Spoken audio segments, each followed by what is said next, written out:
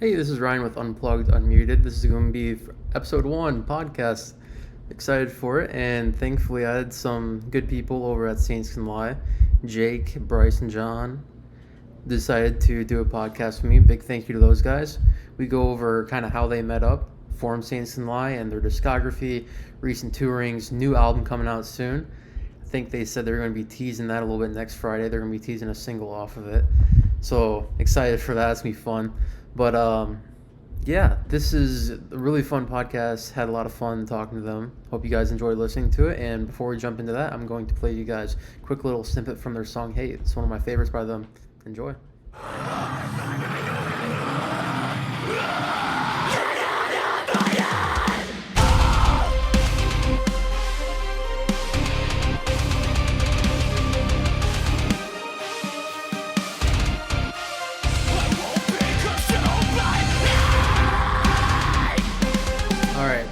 Welcome to Unplugged and Muted. Today I have with me my very first guest, Saints Can Lie. On the left of the video we have John, middle Bryce, and Jake on the right. I think the video is flipped for how you guys see it. I don't know. I have no idea, but... all good.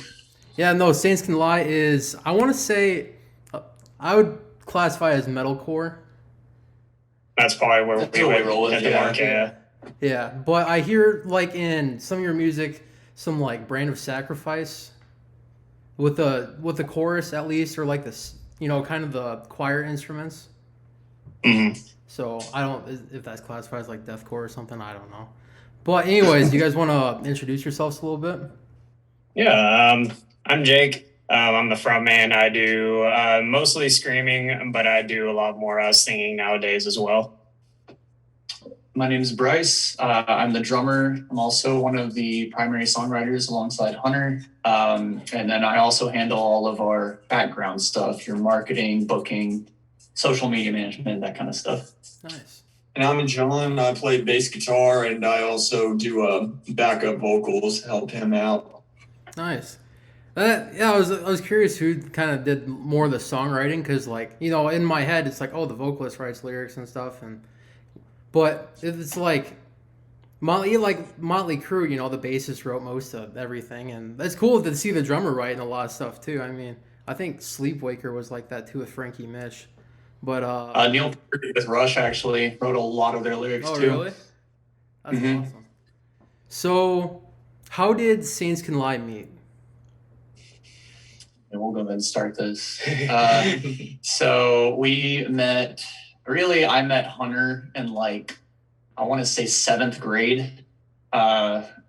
And we both kind of knew of each other, but we didn't really interact much at all. And then through concert band, we kind of sort of formed a light connection. And then I remember the end of our last day of 8th grade, we ended up going into the band room and just jamming together. So he played guitar and I played on the stock drum kit they had in the band hall.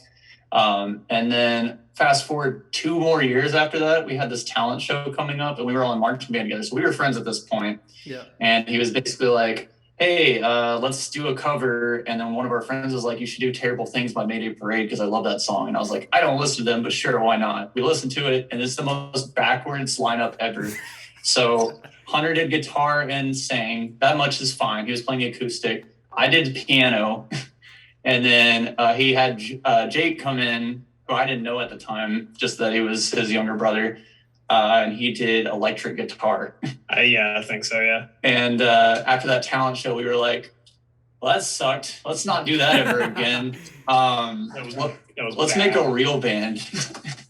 And that's pretty much how we started. And we pretty much immediately went straight for we wanted to be Killswitch Engage meets A Day to Remember, basically. That was kind of how we started. Yeah, nice. Yeah, that's awesome. So you guys formed Saints Can Lie in high school? Bryce and Hunter were juniors and I was a freshman. So we were all within the 15 to 17-year-old range. That's so impressive. Are you getting gigs when you guys started out, or not long? I mean, we formed in November of 2012. Our first show was March 5th, I want to say. Mm-hmm. Or was it March 1st? That's not bad. It was Yeah, March 1st. It was March 1st, 2013. And like we were all still in high school at the time. Yeah, that's still pretty impressive though. I mean, there's not a lot of high school bands getting out there and doing it though. Really. They made selling tickets really easy for a while. Really. That's I wouldn't suspect that, but that's well, I mean, the tickets are probably cheaper though. But They were But, cheap, like- but also like we had so many people to pull from. Yeah, they were that's only like true, $10 depending a on the high pop. school class size. I mean, we were a small school, but like they play A Day to Remember and stuff at our I figured Death Punch at our football games. So like everybody was kind of into that type of music, so we just kind of bullied people into going. That's sweet. So how did John get in the mix? Saints Can Lie. So I was in another project, and Hunter was recording our EP for us, and he had taken a liking to me and my bass playing, and he just asked me, "Hey, do you wanna join?" So basically, he stole John Yeah. from the other Yeah. band, Yeah. and that's something that they give him Nice. crap for a bunch to this day. But it's Hey, it all worked good love. out. It Yeah, no, worked we're all out. still friends. It's just funny. Yeah. Yeah, no, I mean, good addition to the band, I'd say. hmm So now we know how Saints Can Lie kind of formed, but at what point in each of your guys' lives were you like, oh, I gotta be a vocalist for Jake, or Bryce wants to be a drummer, or John wants to be a bassist / guitarist?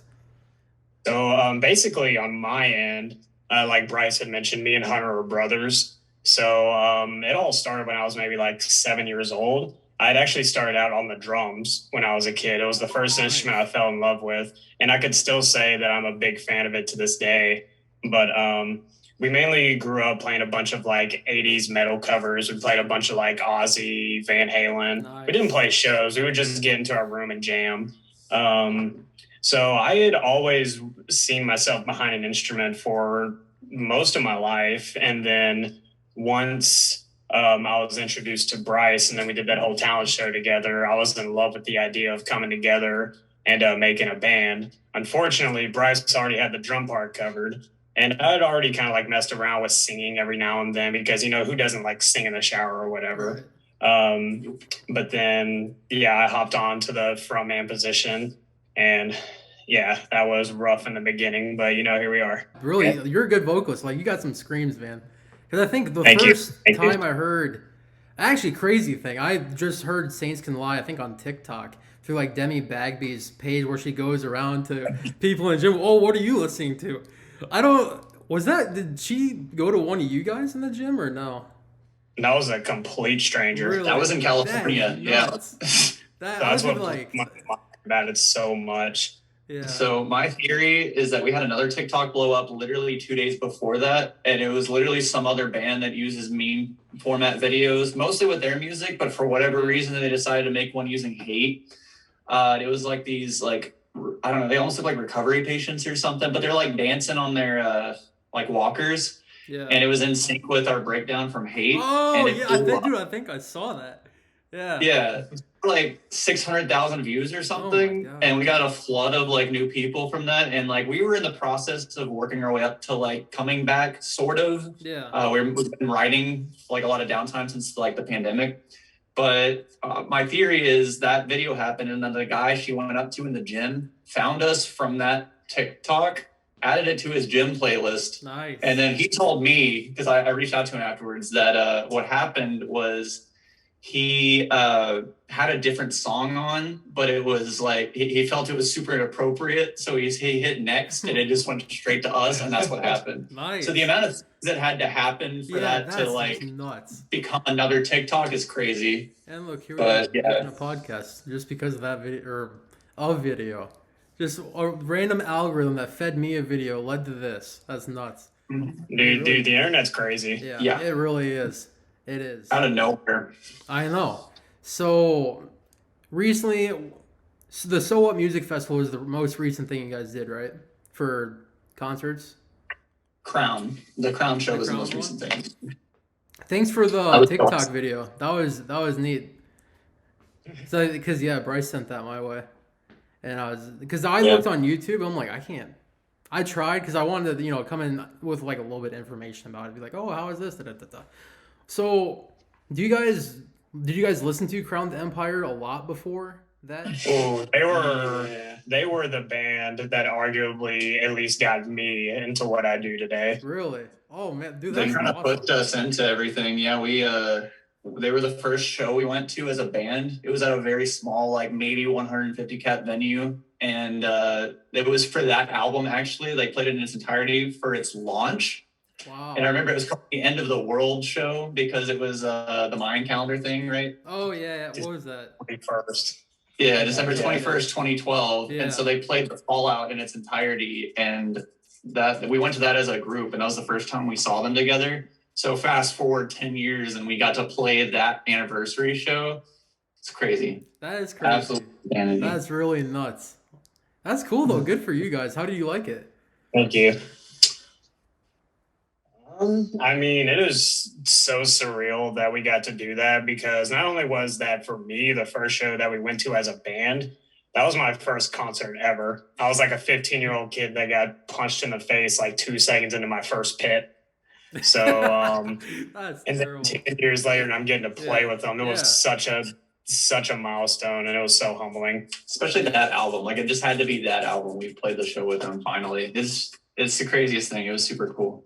That is really neat. So, what I noticed from like if the headlining band's kind of cool with the opening bands, they're like, hey, give it up for so and so when they go up on the stage.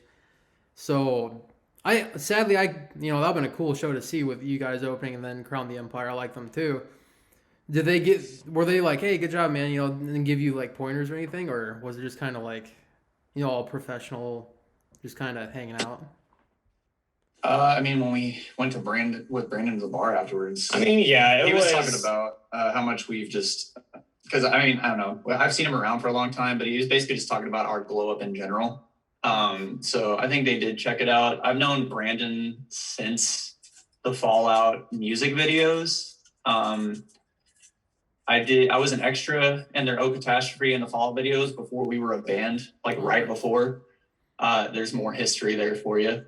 But so yeah, they've been fairly supportive. They don't directly like do anything for us or to us or anything, but they've been aware of us for a while, and they're always super nice to us. So Awesome. we didn't get like a shout out on stage specifically or anything. It's not that kind of relationship, but we did hang out with Hayden and Brandon afterwards, and they were both super encouraging. Nice. Well, that's always good to hear, though. Someone in high up's got your back, and you're like, oh man, I was at your show 10 years ago, whatever. That's awesome. Yeah, it's crazy. And I don't know if you've made this connection, but Jake basically adopted his vocal style from their other vocalist Dave before he exited the band. Oh, I gotcha. Like a lot of his sound is drawn from him. Yeah. Well, I think I said, I don't know, I think one of the first things I ever told Jake was, hey, you really remind me of Hunter Courtright from Sleepwaker. Yeah, I remember that. Yeah. Person, that's just the draw I took on, and I don't know, it might have been my grief from Sleepwaker breaking up, but I don't know. That's who you sound like to me. I'm like, hey, I found someone. But That's awesome. I appreciate that. Yeah, no, they're a great band. So maybe in a year they'll come back. I don't know. But so what would you think was better experience, the So What Music Festival or opening for Crown the Empire? What'd you say, John? Let's get a group vote. I'd have to say Crown because I was a big fan of Crown too. I wasn't at that same show they were talking about, but I was at a different show and I caught Brent Taddy's drumstick. Nice. But I gotta say Crown. That was a really surreal moment. Oh yeah. What did you say? Me personally, as much as I love those guys, and it was a fantastic show, probably regardless, top 3 show we've ever played. Just because the sound there was amazing. We had a great show. We did lots of like meeting new people and stuff. It was super cool. But for me personally, I think So What, that was just like this huge event for us. And it was not even just our set. It combed over into all this content that we were sitting on right now and all this other stuff we've done. And it was more like a 2-3 day event for us, really. Nice. How long of stage time did you get at So What? 20 minutes. Nice. So you guys could get like 4 or 5 songs in. Yeah, it's not bad. We started out playing sets about that long, so it's really not a big deal for us. And with all of the stress of going on of like playing this festival, and we were main stage, we were the only local on day one playing the main stage. There are all these variables. So like to just get up there and play a nice, concise, tight set, I think we're all happy with that. Oh yeah. How many I agree. out of the songs you played, how many were new ones?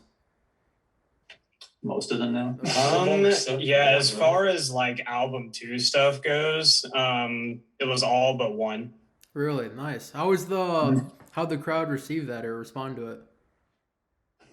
They really liked it. I mean, I personally was a fan of getting to play that early because you got all these people with all that energy still built up. Because at least for me, Yeah. I went that whole weekend, but by the time like 8, 9 o'clock rolled around, I'm running on fumes. Oh yeah, like you're just white. You're So- like, So hot. Yeah, it was nice to get to play to a crowd that was, on a full tank, just ready to get at it. the gas which- is full. That moshing kid, I don't know if you've seen him all over the Yeah. internet.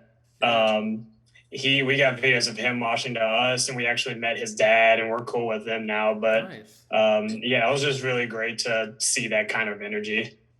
Yeah, send him some Saints Can Lie merch or something. And be like, Oh, we "Hey, go did. rep Yeah, it." he did a little video shout out when they got home after the Crown show, Nice. which I'll send that to you after. But yeah, Luke, he's a great kid. His dad's super supportive. Yeah, I thought that was awesome. And what I really like about the metal community is a lot of the concerts I go to, if it's like a bigger name band like Beartooth or the Devil Wears Prada, some like parents will bring their kids and their kids are like anywhere between like 5 and 10. But honestly, what I've seen is like a lot of people like really open up the pit for that kid to do whatever, or they really careful with them, stage diving, well, not stage diving, but just crowd surfing.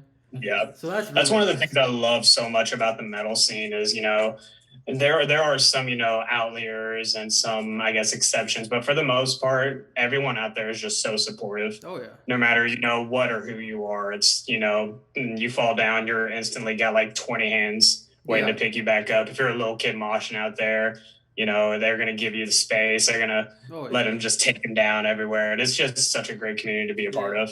I know, it's awesome. I really, even the smaller shows, like they're still pretty respectful about that stuff, Mhm. which is Definitely. that's always awesome because metal gets a bad rep. It's like, oh, you guys are Satan worshippers, whatever. And it's like, just go to a show. Yeah. It's pretty supportive community. But For sure. what would you say the coolest venue you guys got to play? Was it So What or Crown or something else? Let's just take this one at a time. We'll start with you, Jake. Okay. See, for me personally, it has to come from one of those two shows just because, like, we came off of I guess you can call it a 2-year hiatus from shows, mainly due to COVID. But we get offered So What, not playing a show in 2 years, and then that was amazing. And then turn around, then we get offered Crown right after that. So it's like picking a favorite kid. Yeah. Man, coolest venue, I would probably say Southside Music Hall with Crown the Empire. And the only minor difference that makes me pick that was because Crown the Empire, we were inside with AC. Oh yeah. Well, that helps Because- a lot. Yeah. Yeah, So What, it was hot. Yeah, I bet it. Well, yeah, because where was that Arlington? Or- Mhm. Yeah, Yeah. yeah. So yeah, a little context. It was at Choctaw Stadium, which is where we grew up going to Rangers games, like Texas Ranger Yeah. games. So Man. it's pretty wild growing up watching an MLB team play a stadium, and then it's like, oh, by the way, you're playing there, and we got to play inside the stadium on the main stage. Like, Yeah. we're gonna That's carry no that for fun. the rest of our lives, I think. Oh yeah, dude. There'd be nothing that could bring me down after that. I'm just saying, like, it'd be like, yeah, we're up here. I mean, that's a big festival. So that's even if people didn't see you guys live, your name's still on that ticket. Be like, oh, if someone comes back, they can still see. Oh, here's a band I didn't get to see. I'll go check them out on Spotify. So that's kind of like Exactly. the cool thing about that, or even just opening up for Crown the Empire. Maybe someone didn't get there when they opened up, but they're like, oh, I'll give Saints Can Lie a chance on Spotify. But Yeah. okay, so we hit the coolest venue. What about the worst? And this could be from any, like, Nothing For You, Saints Can Lie, or any other side projects. I don't know if you're going to agree with me on this one, but this one is from Nothing For You. Last year, we did a little weekend tour through Denton, Texas, Tulsa, Oklahoma, and Fort Smith, Arkansas.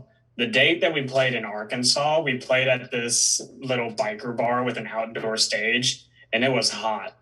and one of the staff members came out and offered us a bottle of water.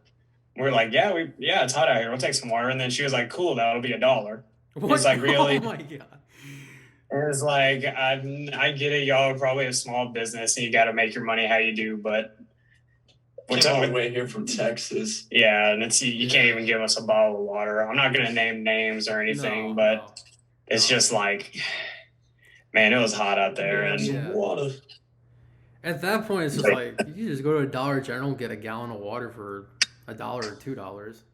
Yeah, it wouldn't have been that hard to have enough water to at least take care of the touring bands because there was only 2 touring bands.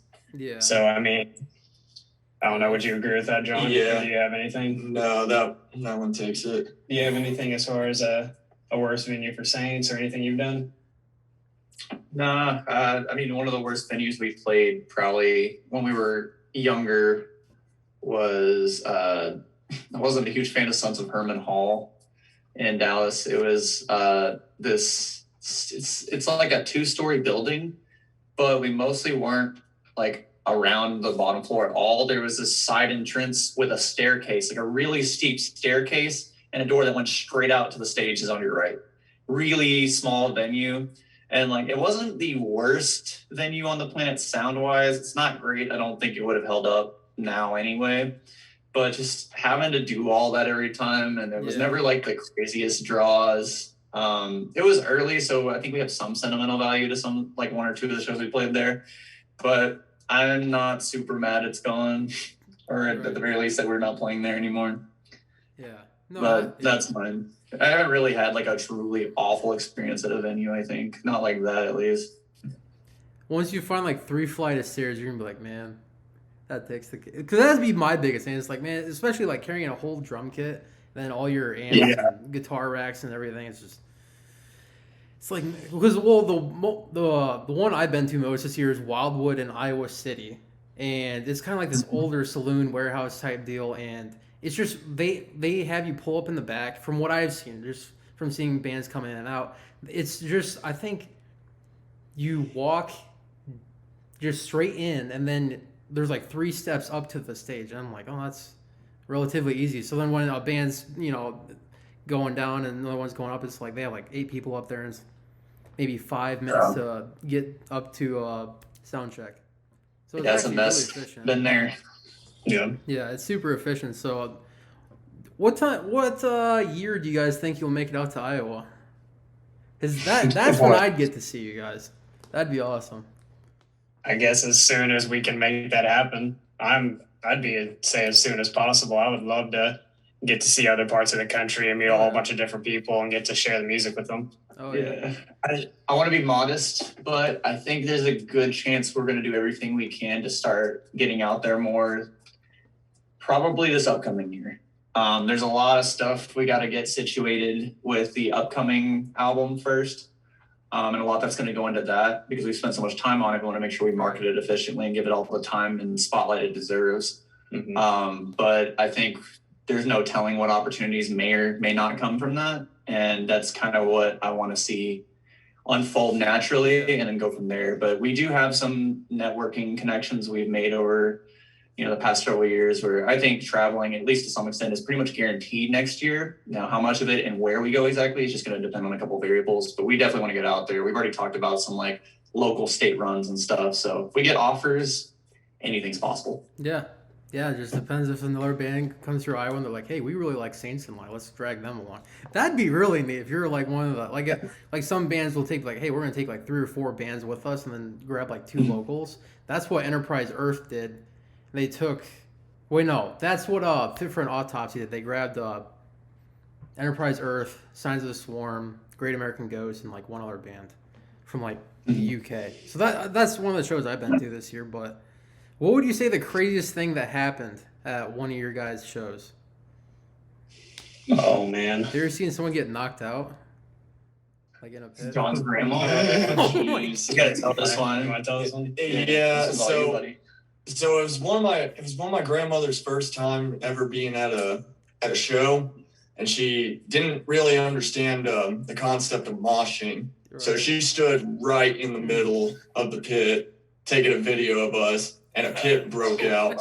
And I think you have a video of it. But she just started getting pushed around, and someone, this big tall dude from up front, grabbed her and like pulled her up front. And now she doesn't stand in the middle of the pit anymore. Yeah, that's too bad. Well, at least she didn't like just destroyed in the pit. So that's at least someone's looking out for Yeah. you. For me, something that comes to mind, this is an old venue. It was probably around like 2015. It was at the Curtain Club in Deep Ellum in Dallas. So there was this one guy, we all have that one guy who brings his karate kicks, the spin move It's like to a the pit. hardcore show or something. Yeah, and I think he started turning in slowly into like a crowd killing sense. Oh. So I remember seeing him in mid motion in a spin kick.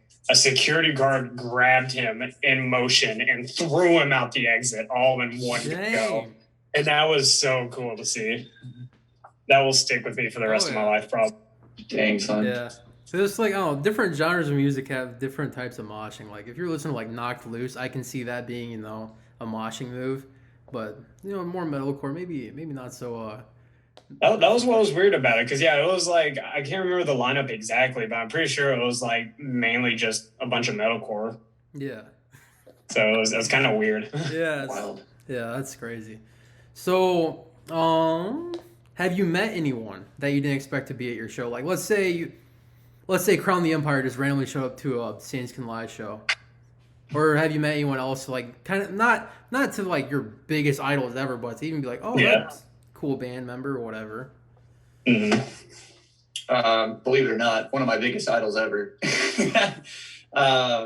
We got this opportunity to play a Texas run with I Set to Kill a few years ago. And it was just, was it Dallas, San Antonio, and Houston? It was San Antonio, Dallas, Houston. Terrible. I don't know why we went in that order. Yeah. San Antonio, Houston, they're right next to each other. But anyway, that was actually a really fun run. Everyone I Set to Kill was super nice. That said, at our hometown date, it was also like this festival that was going on in Deep Ellum, which is like our arts district in Dallas. And it just so happened that a band called Sky Harbor was playing. They played with Baby Metal the night before, and they had an off day in Dallas. And their current vocalist, Eric Emery, is literally one of my, and Hunter's too, by extension, favorite vocalists, period. And he just happened to be bar hopping, and he popped up at our show that we were playing at Reno's during that run. And I got to meet him for the first time, having no idea he was going to be there. Just at one of our shows. So yeah, pretty insane that even happened, but that's a very big highlight for me. Oh yeah, that'd be next level. It's like, that's one of your favorite. That's like if Hunter, if I was doing a show and then Hunter Courtright or someone from Sleepwaker just showed up, it's like, oh wow. Was anyone else anything like that? I was talking about when this wasn't a show we played, but remember when we went and saw Rise Against? Mm-hmm. This isn't a show that I played, but it was like 2017. We saw Rise Against and I can't remember who else. Yeah, Deftones and Thrice. And who was it? Vinnie Paul? Yeah, we were into Vinnie Paul. Yeah, Vinnie Paul was just out there greeting some people. We didn't take up too much of his time. We were just like, hey, how's it going? And then we just saw Johnny Craig out there. Yeah. Oh, wow. Yeah.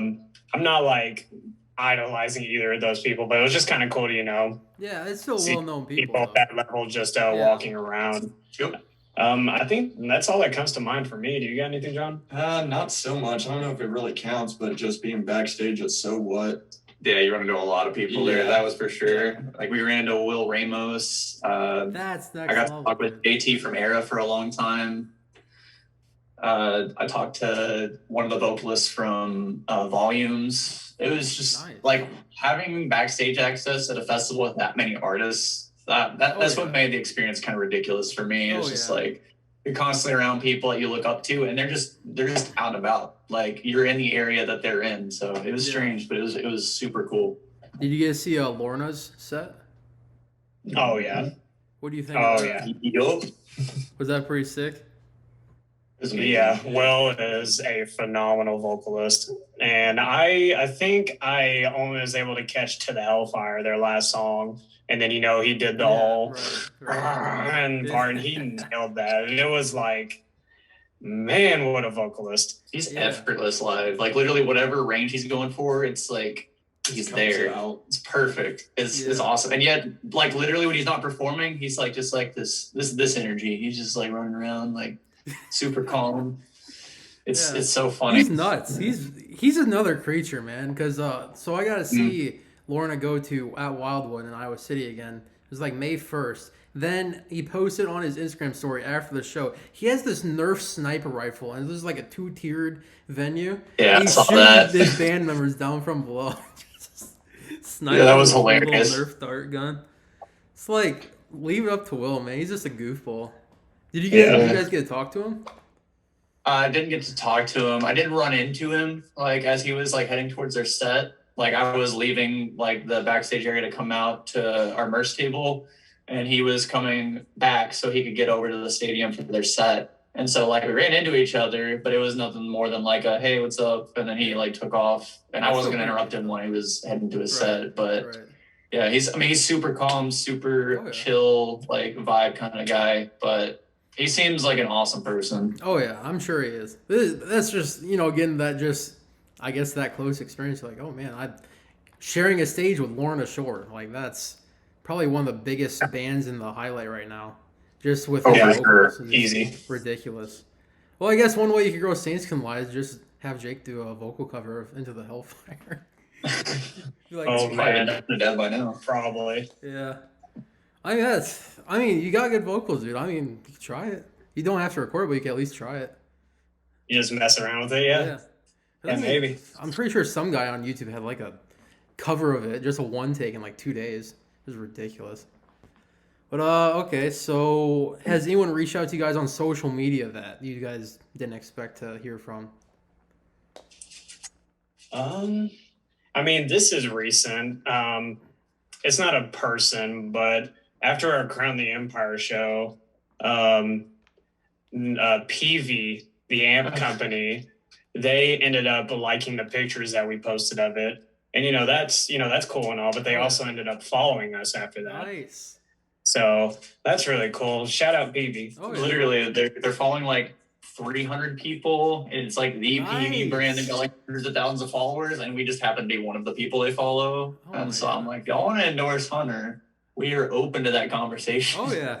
Do you guys use PV amps? Or John, do you use them? I think Hunter does, yeah. If not, he's a fan of them, so we'd have no problem using them. Oh yeah. That's for sure. Awesome, but I think he does. Nice. Hopefully here's some good luck for you guys getting a PV endorsement or something. That'd be so cool. That'd be awesome. Fingers crossed. I'm trying to think of any other way that we might have been reached out to. We do a lot of networking ourselves, which I mean, it kind of makes sense that it would go the other direction. Obviously, we're a smaller upcoming band, but I mean, we're pretty good about being bold and making like connections with people. So like we've talked to. We can even snowball this into guest vocalists and whatnot. But like we talked to Ryan Kirby that way. That's how we got the feature for our first album. And then we have another upcoming feature, which I don't want to spoil early, but coming up for our second album. And literally reached out to him because I saw him in a thread on Facebook, and I was just like, hey, would you be open to like doing vocals? Like we have a song that like we're kind of looking at guest vocals for, and we think you'd be a perfect fit. And he was like, yeah, shoot it over. And then he ended up writing a bunch of it too, like versus just like, here's a line, please do it. Yeah. He's involved throughout the entire song, and he wrote his own vocals. So really, really cool. Yeah. But just stuff like that. We've also gotten emails from some smaller labels. We basically got an email from Standby Records where they were like, hey, send us some new stuff. We want to talk. And we just kind of didn't go through with it because we have another band that we're friends with that basically advised us not to do it. Right. And so that's the thing.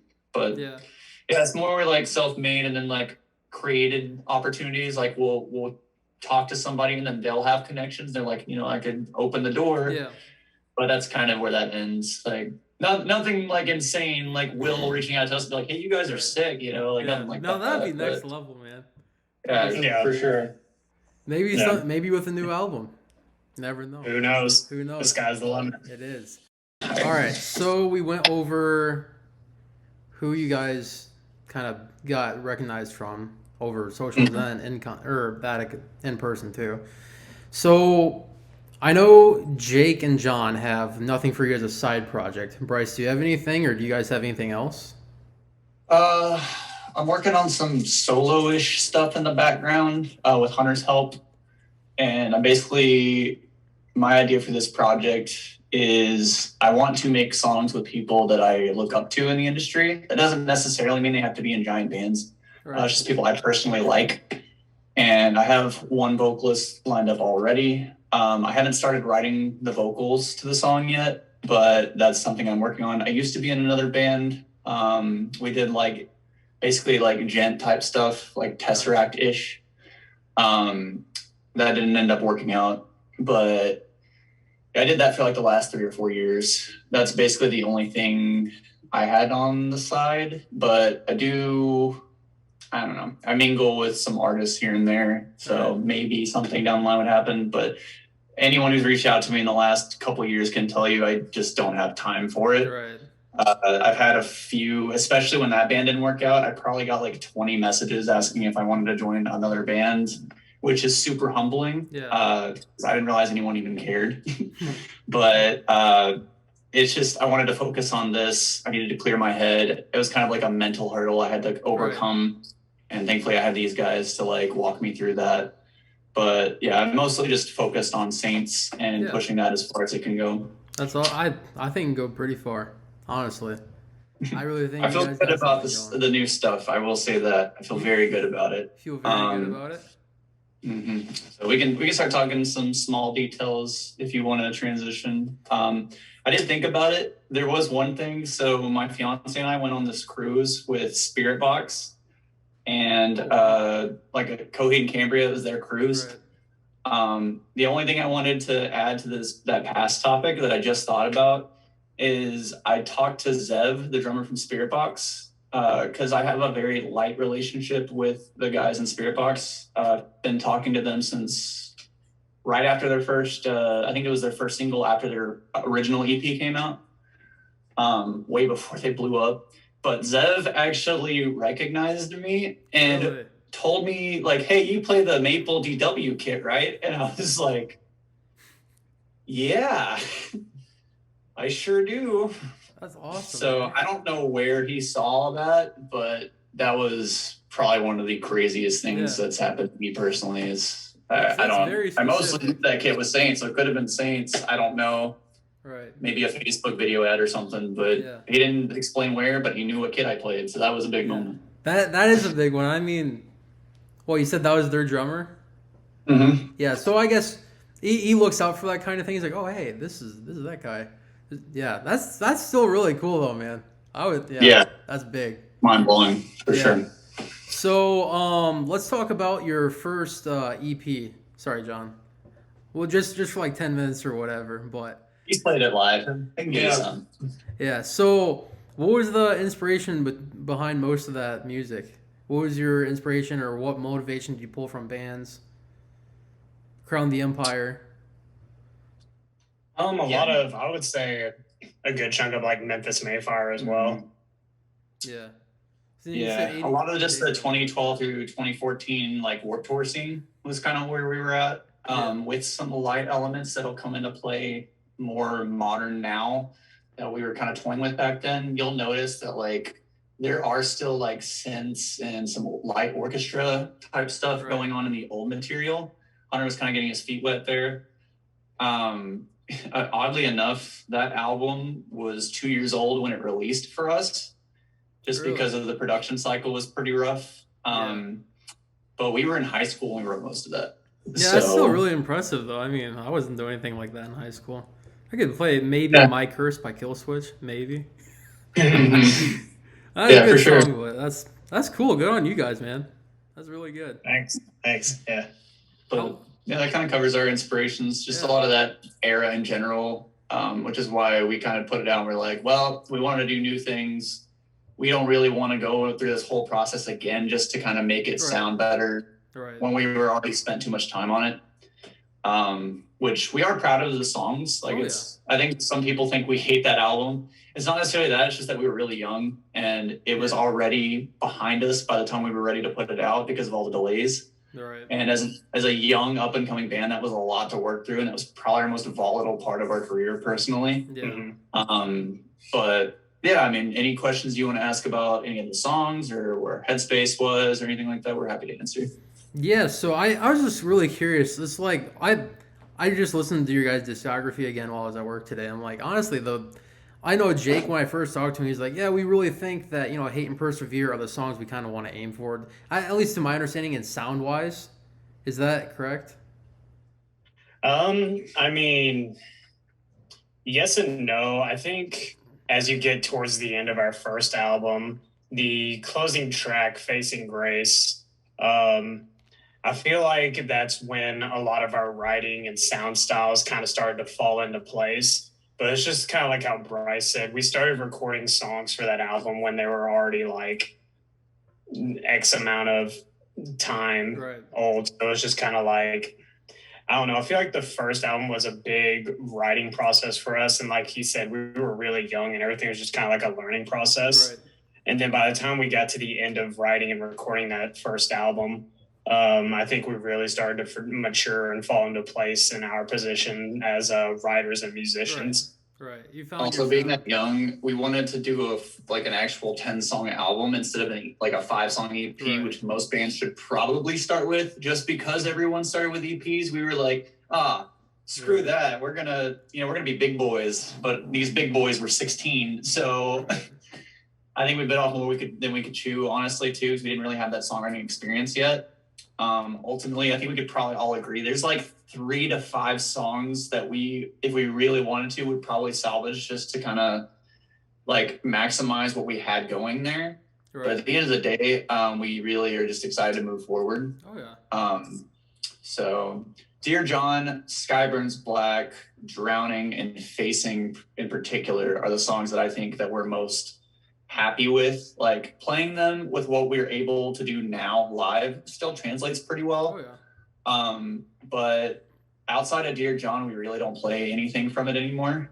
Yeah, I was about to say, I think Dear John is the one that really stuck out to me today because while I'm at work, I have my phone in my pocket, so I'm not really reading song titles or anything. But if I hear like, Hunter plays a badass solo in a song, I'm like, oh, what is this? That's just something what I'm looking for. Or in your song Hate, after Jake does the Bleck, and then you're hitting that crash cymbal just at a steady beat, I'm like, that's sick. Just that nasty crash sound. Mm-hmm. That's sick. Just like when I hear something that just really is like, I gotta check the subtitle. So if you guys got a lot of songs like that in your new album, I'm gonna be adding a lot of those to my library. I'm really stoked for it. Do you guys have kind of like a time frame that you're shooting to get that out by? Probably, I can say almost definitively we're gonna have it out before the end of the year. Really? That is our primary goal. That'll be neat. You will hear something new very soon. Very soon. Dropping a single or a clip? All right, I'll go with the answer. It's a single. We'll see. It's a single. Yeah. All right. We'll give you that much. Okay. You're gonna get a new song soon. I just had to give you a thumbnail.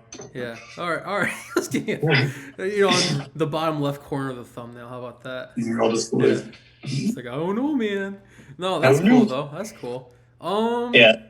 So, what tuning do you guys write in, or what does Hunter write in? I only play guitar, so I only know like the guitar stuff. Yeah. It's drop C, but he's been dabbling in drop A lately. Nice. Slipknot. Yeah. Kind of. I will go ahead and say though, everything right now, all drop C. Yeah. That'll be like post album 2 material where we'll start playing around with the other tunings. But yeah, we definitely don't want to be that band that downtunes for the sake of being heavier. But at this point, 2 full albums in C, I'd like to think Hunter is like pretty exceptional at arranging things in a way where it doesn't feel like it's all the same tuning. Yeah. I think you can make a case for a lot of bands that how heavy you are is more based around how good you are at songwriting than it is what tuning you're in. I mean, that's just how it is. Yeah. There's bands that in 2000 were making drop D heavier than bands in drop Q can do now, Yeah. Yeah. So I think actually, I think Dave Mustaine from Megadeth made a comment on that somewhere that got them to Probably. play it. Yeah, he was like, "Oh, all these new metal bands need playing drop Q, whatever," and it's like I can just play an E standard to make it sound cool. You know what? That's good on him. I can't. I got. it's true. Yeah, Megadeth has some bits that Oh honestly are yeah, dude, pretty absolutely. ridiculously heavy. Tornado So is he's size right. is crazy. But yeah, so drop C. I actually guessed that. I got that right. I put that in the notes, and I was like, You drop nailed C. it. Hey, Yeah, I listened to enough Kill Switch to determine drop C. Or Hey, there you Bullfrog go. John. Yeah. Yeah. It's Yeah. true. So, what was the motivation behind Hate? That's all you, boy. Yeah, so I guess it kind of rewinds to when you said everyone in the band kind of writing stuff. As far as at least lyrical goes, we all kind of take a turn for it. And Hate was given to me. I can't remember why, but it was a personal story throughout a time in my life when I was wronged by someone. And I just went through different stages of hate through it. Like the first verses of it are projected as hate towards someone else, hatred towards your neighbor, hatred towards the world. And then the second verse turns into hatred towards myself, which is what it was. I hated this person, I hated this person, I hated being at this place or that place. And then I eventually saw myself as the problem. I hated myself because I allowed myself to be in certain kinds of situations. And then when it gets to the end of the song, when it calls out to get out of my head, it's just I'm sick of living in a world with hate. Yeah. And I actually have the lyric as my only tattoo, and it's something I live by. I will not be consumed by hate. That And honestly reminds me a lot of Hate by Design by Killswitch. Yeah.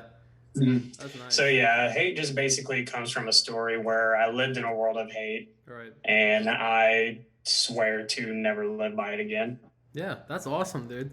So just going through some of the lyrics, is there any religious implication from? There is. Fun fact: when we started the band, we had decided to be a strictly Christian band.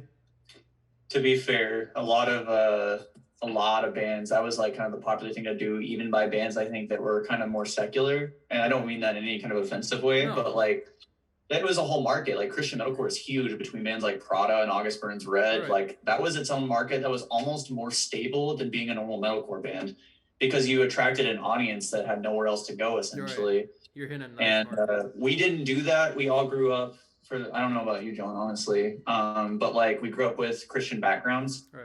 So it did have a heavy like writing implication for sure, especially the first album.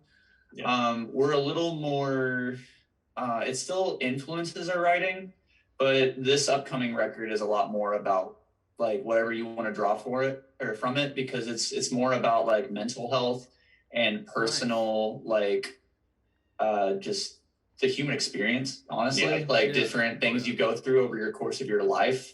We wanted to feel like it's still on a Christian background, but we don't want to draw a line. We're not it's like, it's where it's like you have to believe this to get into this. We want it to be something that everyone can touch with, something that anyone can feel, and something that anyone can turn to. Which is one of the kind of where hate definitely touches into that. To where it's like, you know, whether you're a Christian or not, you're going to experience hatred in some sort of way. And how you deal with that is completely up to you. No, cool. Because listening to you guys, it's like I don't think you guys are like Christian metalcore, but then when I sit down and read the lyrics without the music, I kind of see some inspiration pulled from Christianity or whatever you guys follow. That's fine. Doesn't bother me. So I think it's cool though. It's like, I mean, you guys have this background. You're just utilizing it to kind of help hit a niche market. Like you want to be more like Skillet or August Burns Red or whatever. You know, maybe you should try to hit them up for a tour. Right. I mean, for us though, like at this point, we don't really want anyone to feel either way about it. We just want to make really cool music. We want to we're passionate about what we're writing about, whatever the case may be. And whatever people draw from that is totally legit. Like that It has nothing to do with where our original intention was with the writing. We just wanted to create something that felt authentic to us. And we're honestly, that's probably the things one of the things we're most excited for personally, is like seeing what people draw from it and seeing how they relate it to their own experiences. That's the part I'm really excited to get feedback on personally. Yeah, that'd be neat. That'd be really neat. Maybe, well, here's a video idea if you guys want to do when the album drops. Just at one of your shows, just walk around and be like, hey, what do you guys think of this song? What do you pull from it? Put up a compilation. Yeah, I would love to do that, honestly. That'd be awesome. That'd be a really neat idea.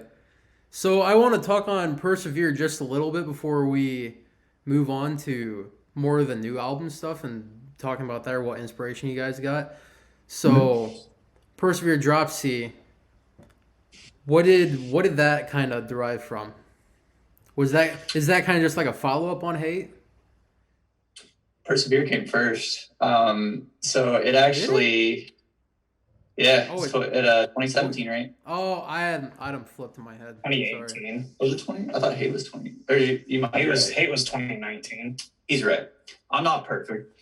No, so here's the deal. We basically wrote that song. Well, it started as a Zelda cover because Hunter was just messing around on like the opening breakdown. Right. So like it used to be da da da da da da da da da da da da, but then it would go da da da da da da da da da da da, like literally the whole thing. He was doing a cover, like the main theme, and then we were like, "Yo, this is sick. We should make this a Saint song instead." And that came together pretty quick. I want to say in like less than a month. Yeah. And we basically just made that as like this giant FU to our first album almost. Again, we don't hate that album. We were in a negative mindset at the time, like just because of the experience of making that album. Right. And we were just like, we want to show people that we're serious about this. So we got asked by our current mastering engineer, Sam, who's now Hunter's recording partner,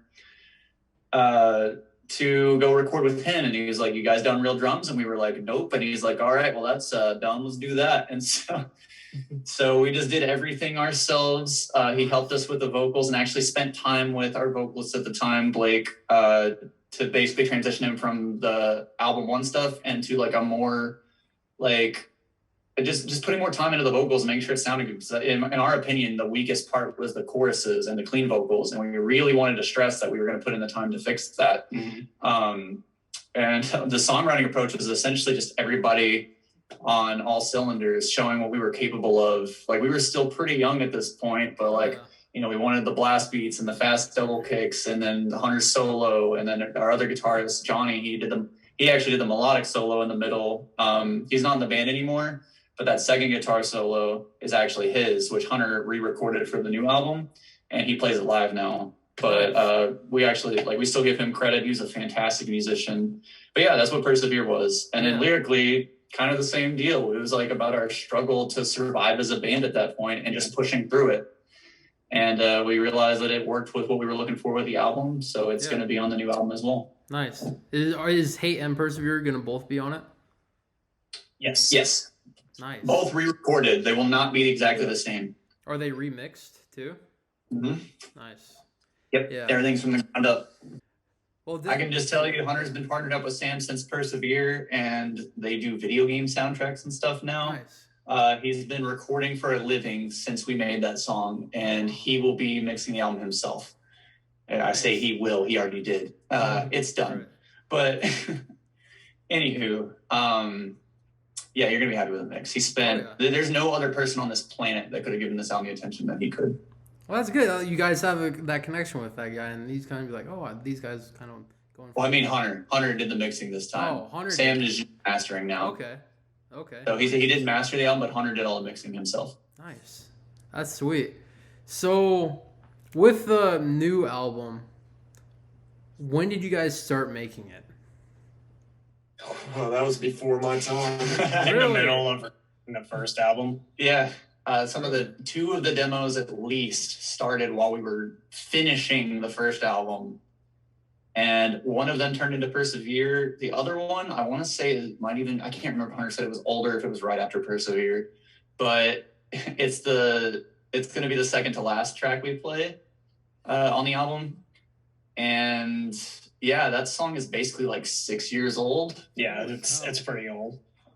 Nice. So pretty much immediately, it's hard to explain. It kind of became a meme with our friends and family about how long it was taking, but it was a lot bigger than just writing a new album for us. We basically like almost went our separate ways to an extent, where Hunter was learning how to mix and record and become his own person. Jake was developing as a vocalist in his own time. And like we all went through personal changes. I joined that other project. We got John in, and then we learned that he could sing and scream, and we were like, what the hell? So believe it or not, there are going to be multiple vocalists on this album. Yeah. And it's just cool. We all put our best foot forward. Even though he joined late, he's an integral part of the process. And I'm excited for everyone to get to hear what he can do outside of just bass. And it's been a whole process, but a lot had to happen. I mean, we were so young, and that's the thing is, now that we're here, you can look back and be like, man, it took us this long to make it. But instead, I think, I'm not going to speak for everybody, but I feel like it was like, I'm glad things happened the way they did, because as agonizing as this process has been, it's been in the best kind of way, because we did it. We spent the time on it. We wrote it. No one else had any input. And we made the album we wanted to make. Everybody got to put their best foot forward. And now we're going to essentially come into the world the way we wanted to from the very beginning. And we put in the time to get to the level we needed to be for this album to exist in the first place. Yeah. I think it doesn't, like, how I would bring it into like a different perspective is like, I don't know if you guys are big gamers or not, but it's like Skyrim came out like 2011. And there's that ongoing thing. It's like, how many times can they remake Skyrim before Elder Scrolls 6 comes out? So it's like, I'd rather it be an indefinite amount of time. Like, even if it just never came out and just what you guys had now was good, rather than releasing something just trash, that'd be like, what did you guys do? It's like, I want something good, complete. I don't care the time length it takes. But even on your guys' end, it's probably like, man, we've been working on this forever. And it's like, but once it comes out and you get good feedback, that's when you know that time spent will be worth it. Yeah. And I think we're honestly at a place where like this album could quote unquote blow us up, or it doesn't do anything for us, which I don't believe in, but let's say it happened. We don't care. Yeah. We made something we're proud of. We want to put it out. There's literally no regrets here. Yeah. We basically at our most turbulent point in our career decided that if this had to be our last album we ever put out, we want to make sure it's everything we could make it. And we feel like we accomplished that. That said, everything's gotten a lot smoother. We're in a much better place together. We're all super close. And we've been writing nonstop, really. So it's not going to take 6 years for the next one. I can guarantee you that. Yeah, nice. But we're so excited to put this stuff out. Yeah, I'm excited too. I'm not even part of the process. I'm just a listener. So if this goes all good, let's say you guys just blow up. All right, this is all hypothetical, not to hype you guys up or set up false hopes. You blow up. You guys are Crown the Empire popular now. What is your dream tour lineup? Let's say unlimited bands. Screw it, unlimited bands. How many bands are we throwing on this tour? You guys are headlining. Who are you dragging along with you? You start. Who are we dragging along, or who's dragging along us? Well, we're headlining. Well, let's just say headlining for the new album. Let's just do a hypothetical where you just pick your tour lineup. We'll let everyone else decide where that placement should be. Yeah. I would be happy just to be on these tours. Yeah. So, John, you start. What is your dream tour lineup? Dream tour lineup? Honestly, just a Knotfest road show. I don't care who's on it as long as it's us and Slipknot. Nice. That's a good one. That's good. Yeah, that was good. Okay. For me personally, I think I would love a tour with Prada. I think they've always been one of the most innovative bands in the scene. And I remember when they would get crap for sounding generic, even though everyone was ripping them off. Right. But I love that band to death. I think them, Loathe, and then I don't know. You know what? I'll aim bigger. I'd say them, Loathe, and then August Burns Red would be a dream lineup for us to hop on. That would be so sick. That would be sick. I'll go more generic than you. We can be anywhere on the bill, but I would love to tour with Ice Nine Kills. Nice. Probably Crown the Empire, because that'll make that milestone even that much bigger. Oh, yeah. That'd be cool. Yeah. And you know what? Attack can come. Why not? That's Nice. fun. I'll go ahead and give you one from Hunter. Okay. I'm going to speak for him, and you can tell me how wrong I am later. Okay. But I bet his dream lineup would be something along the lines of like Killswitch Engage, Memphis Mayfire, and then Alpha Wolf and Currents. That's what I was gonna say. Now, all right. So if you think that's his Killswitch is part of the lineup, I gotta say Jesse or Howard. Howard. Man, why? He would pick Howard. He would. Yeah. Well, I don't know. He did kind of change his mind recently. He switches Back and forth. They're both fantastic in their own right. And I think it's the craziest thing that a band that big can be so successful with two different vocalists. Isn't that nuts? They just alternate every other album? It's incredible. Yeah, they started with Jesse, I think, for their first two. And then they had Howard all the way up through like 2010, 9 or 10. And then Jesse came back, and then they've had Jesse since. Yeah. I don't know, man. Howard has the more iconic songs, but Jesse's been around longer at this point. He sings those songs really well. Oh, yeah. You know, maybe not to the same degree Howard does, but he can perform them live. And honestly, I think he might even be a stronger songwriter. Maybe not the best of the two vocalists, but he fits the band so well. It's really hard to say. I think it just depends on your preference. Yeah. Well, Jake, I feel like I'm never gonna be solid on an answer for that. I'm gonna wake up today and be like Howard, and then wake up tomorrow and be like Jesse. Yeah. All right, what are you feeling today? I'd probably say Howard. Howard? I got just because, at least as a kid, Howard was the kill switch I was introduced to. Yeah, I guess I would say Jesse. I didn't grow up like I had the Howard stuff. Like it was in the background. Obviously, it was too big to ignore when it came out. But I was really late to the kill switch train. So outside of Arms of Sorrow, which might be my favorite song by them, period. That's a good one. Love that song. Really one. But I think I'm more inclined to Jesse just because I like a lot of what they've put out since he joined, and Always is one of my favorite songs they've done with him. Nice. Oh, yeah. How you feeling, John? Shoot. I gotta go with Howard. My two favorite was My Curse and This Fire, but I really liked that Signal Fire song that came out when they both of them. Why not both? Yeah. Why not both? Why not both? Drag them both one. That would be sick, man. That would be nuts. Have they ever had both of them? I think they have. Yeah. The Signal Fire was a song they did with both vocalists like a couple years ago. They hit the Yeah. road with Then each Light other. the Torch. Yeah, Light the Yeah. Torch, Yeah. which is Howard's current band. They actually toured with Killswitch, and he would come out and perform, I think, End of Heartache, My Curse, and then the Signal Fire with them. Light the Torch. I want to say, if that's the band I'm thinking of, I think Caleb Shomo from Beartooth helped kind of create their first album. It's I wanna possible. say. That dude's a machine. Yeah. Caleb's nuts, man. I got to see them in Des Moines in March of this year. That was He also recorded and mixed their entire the first Beartooth album all by himself. Yeah. That is just him. That's my honestly favorite album. Because, well, it's sad because I know he was going through a dark time in his life. That's why he made Beartooth and made that album. And it's good to know that he's in a better path and headspace now. But just the rawness and just angst and disgust thrown in that album is just disgusting. It's lightning in a bottle. pun I think intended. that's why a lot of bands, like, their early albums tend to be so great. It's because it's unfiltered emotion. Yeah. And to an extent, you have different feelings in different places in your life, as you go out through your career. Right. But whatever the feeling may be that captures people, that's just a product of that time and what you were going through. You can't recreate that, artificially. Yeah. It's just one of those things. Yeah. So we have the Dream Tour lineup.